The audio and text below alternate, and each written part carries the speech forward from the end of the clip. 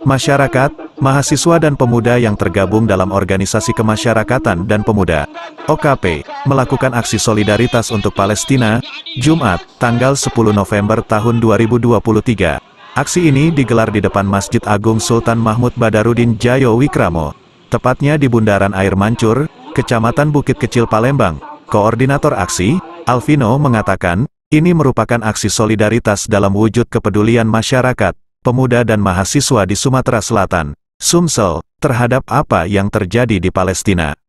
Baiklah, kami hari ini dari kawan-kawan OKP, mahasiswa, pemuda, dan seluruh elemen masyarakat Sumatera Selatan melaksanakan aksi solidaritas bertemakan Freedom for Palestine. Ini sebagai bentuk wujud kepedulian kawan-kawan mahasiswa, pemuda, dan OKP di Sumatera Selatan terhadap genosida yang terjadi terhadap saudara-saudara di Palestina. Selain mahasiswa, adakah yang lain, Kak? Selain mahasiswa, kita terlibat di sini berbagai lintas elemen masyarakat, ada dari pengacara, ada dari influencer dan lain sebagainya. Kegiatan ini kita laksanakan dalam rangka support moral terhadap saudara-saudara kita di Palestina agar kemudian